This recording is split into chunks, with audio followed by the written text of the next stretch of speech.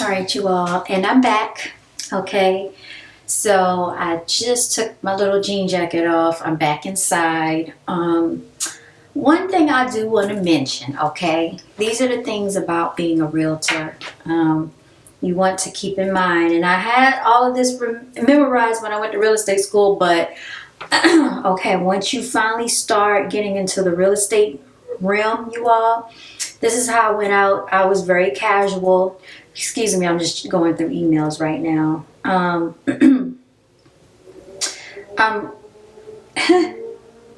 probably shouldn't be checking emails in the middle of a video. But okay, so you get to see the other side. Excuse me, I don't know what's going on with this cough, you all. Try always spray colloidal silver to the back of your throat. Keeps the it keeps the germs away. The way it's supposed to, right? I use it daily. As you know, I like to film outside, but I don't like too many distractions. I don't like people staring at me. I was outside earlier. The guy that he was going right to the property that was behind me, because when I pulled off, I saw his car in the driveway. He was looking like he turned around like this. He was driving this way. He turned around looking like this, like looking back at me. So I don't know. He probably was just being nosy.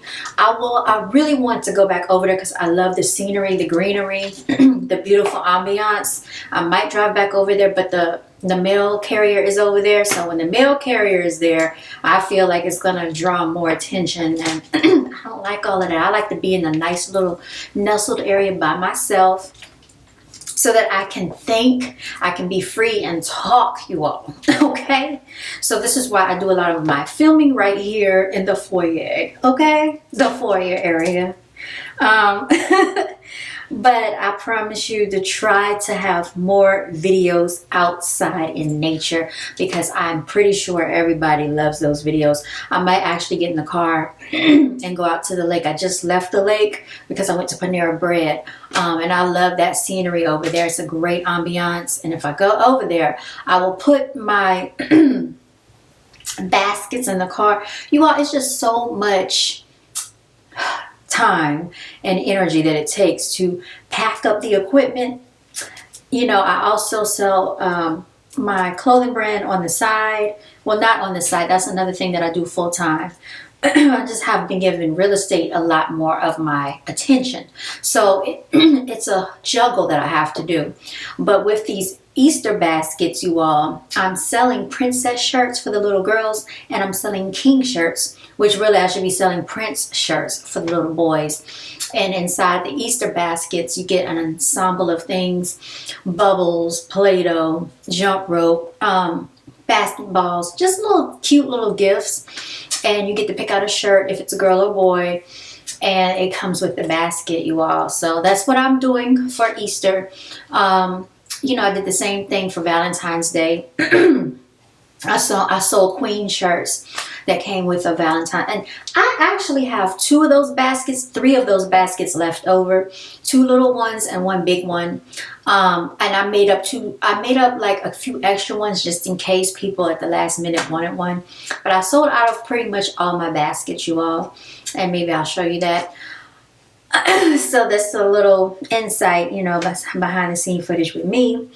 But these are the things that you want to think about as a realtor. You owe these fiduciary duties to your client. And the way that we remember it, it's called the old car rules of real estate. And so I'm going to see if I can pull it up for you, because the rules of real estate says that you owe your client this, okay? O is for obedience. I do know that off the top of my head. O is for obedience. So you're obeying what your client wants. Okay, if they tell you that I have a certain budget, you're not trying to sell them something that's outside of their budget, because they're not going to qualify if they're not pre-approved for it, okay? If they tell you they want to be in a certain location, you're not trying to steer them out of the location. The only reason why you would try to open their possibilities is if you see that the market is not really providing them what they can afford. And so you want them to think outside of the box a little bit. L is for loyalty. Your loyalty is to your client, you all. It's not to everybody else, especially if you had them to sign a buyer agency agreement. Your loyalty is to your client. D is for disclosure. This means you're disclosing information to the client, things that you should know about the property. If they have questions, you're getting in touch with people that can give them the answer to their questions, you all. You want to be as open as possible, as honest as possible, and as realistic as possible. Okay, so OLD, car. C, okay, now for confidentiality. So this is why there are certain things that you do not want to disclose about your customer, consumer, client, whatever have you, especially if you're speaking with the other agent. So if you're a seller's agent, you don't want to say too much to the buyer's agent, and if you're the buyer's agent, you don't want to disclose too much to the seller's agent, because you're working in the best interest of your client. Okay, and even if you were to practice something called dual agency, which you probably want to be really careful about that. Some firms don't allow it. That means you represent the buyer and the seller. You have to get their permission, and you have to sign a disclosure to allow that, but that means you cannot disclose anything to the other individual, okay, on the other side of the transaction. Most people steer clear of that, and they refer their clients out because they don't want to get into that. And they'll just have a 25% referral fee for referring that person over if they were to close the transaction. So I hope that makes sense. A is definitely for accountability. You want to be accountable for things that take place in that transaction. So make sure you stay on top of paperwork. Make sure you stay on top of emails, any communication, text message, voicemails, phone calls. Always keep the line of communication flowing. You don't want to say, oh, well, I didn't know. Right? So this is why this didn't happen, because you could potentially miss out on a transaction, on a deal, on any type of opportunity for your client off the simple fact that you're not taking accountability. So that's very important. Okay. R is for reasonable care. So basically, realtors are expected to advise intelligently, okay, on prices, inspections, negotiations, repairs, and many other aspects of a transaction. Remember, your realtor is not a jack of all trades, okay? So a lot of times people will ask us things about the maintenance of a property, about the land of a property, about the zoning of a property. These are things we do go over in real estate school, but our main focus, our main job is to find the home that is in the price point of what you're looking and has the criteria that you're looking for. All these things about the plumbing, the inspection, we can refer you to people that have an expertise in that field, okay? Because we're not builders, we're not construction workers, we're not plumbers, we're not electricians, nor are we in charge of zoning, okay? But we can definitely point you in the right direction to get your questions answered, if that makes sense. All right. And so, like I said, these are all the things that a realtor should be doing for you. If you feel that your realtor's not meeting some of these things, then you as a customer, you as a client, you have a right to work with any realtor that you wish, as long as you have not already signed a buyer agency agreement. If you have signed that buyer agency agreement, then you want to actually get a termination of that agreement, so that you can be released. So be very careful of how you read your paperwork. What else did I want to say to you all? So just be very wary of, realtors that try to fast talk you, or if you feel uncomfortable, you want to make sure that they have your best interests at heart. And of course, you all are aware of that. A lot of people are weary of realtors because they feel like they're all about money. That is how we get paid. I must say that, because we're contract workers. We work for ourselves.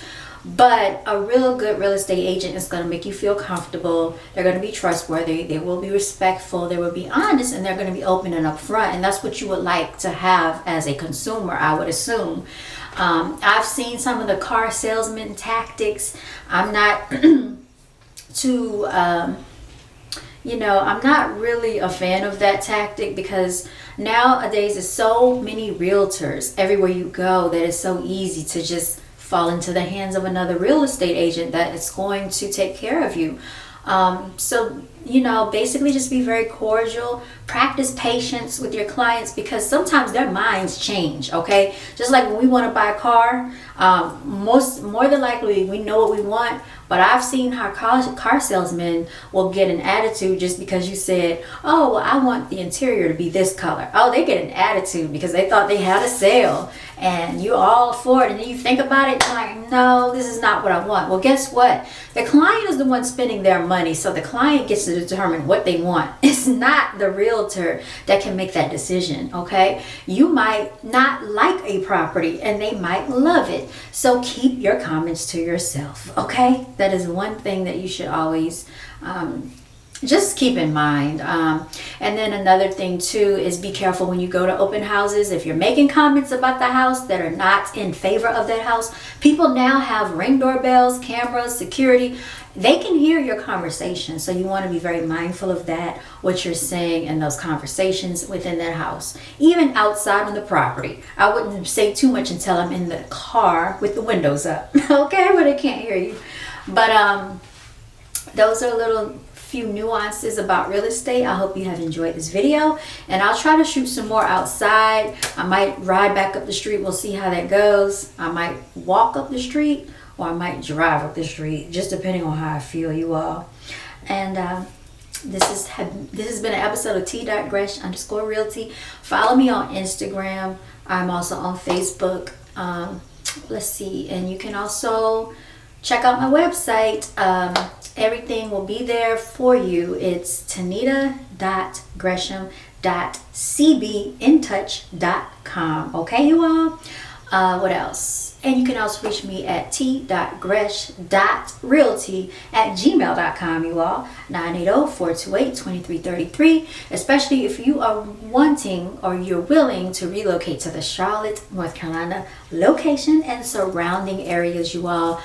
You would love Matthews, you would love Weddington, you would love Steel Creek, you would like Concord, you would like Indian Trail, you would like Waxhaw, Monroe.